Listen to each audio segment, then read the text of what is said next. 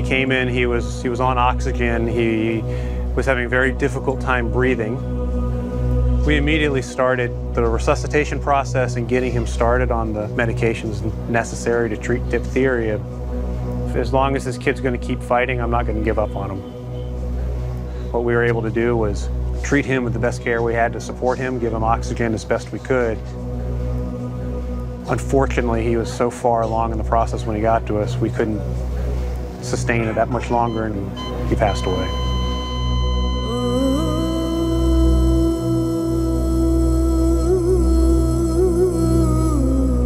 We just hope that our actions and our care towards that child and to the family conveyed a witness of Christ's love to them, and it'll have an impact in the face of this horrible tragedy that they've gone through.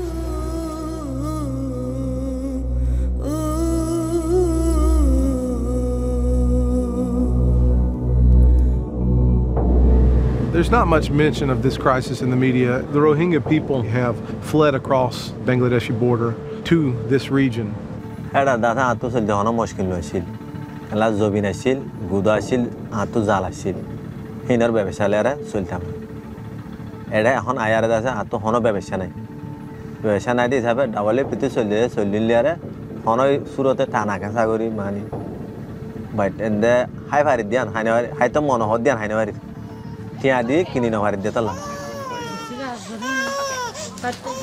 This diphtheria outbreak was happening, and they needed someone to open up treatment centers.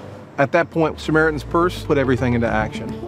Samaritan's Purse was able to put this clinic up in 10 days using basically all hand labor to cut the mountains, to set up the tents, to run the electricity, to bring in the generators.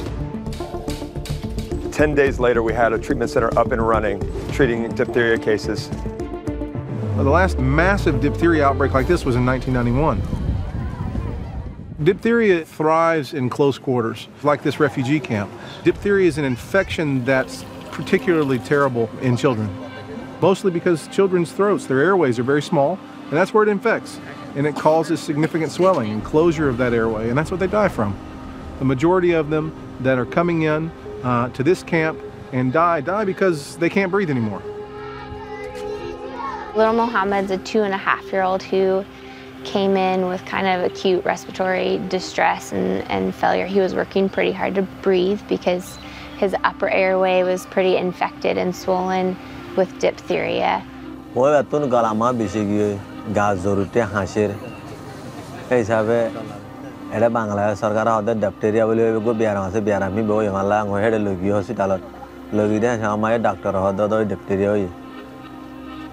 So they ended up having to resuscitate him. They sedated him and helping him breathe.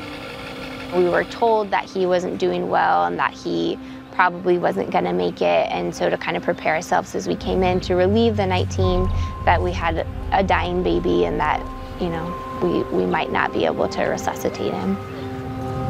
Doctor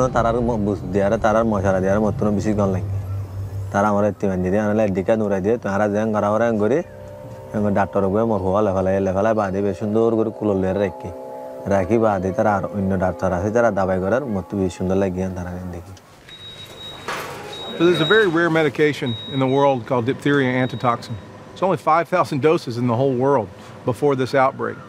Samaritan's Purse, through its partnership with the World Health Organization, has been able to obtain this medication. And this medication, along with antibiotics, along with other therapies that we're doing, really decreases the time that it is needed for these kids to recover. The following day, walking in and talking to the dad that he's eating well, he's almost smiling and happy, and he doesn't need any extra medications to help his breathing, and that we're comfortable with him going home.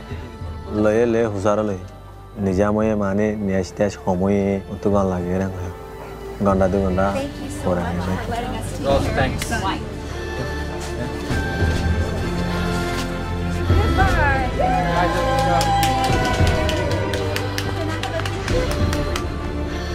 Boy, where Faliare, Dorgorium, Dorgori, Fanavarium, Fanavara, Toma Dorjabe, Fanavari, Dorjabe, Dorgile, Tavana, Jogile, Tarham Tegurigo, Taralaman, the Yanto Oriano.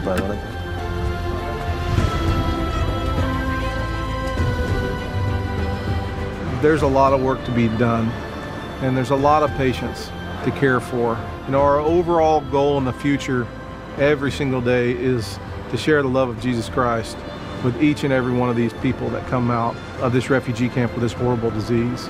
So we're going to be here for a significant portion of time treating this disease and caring for those individuals.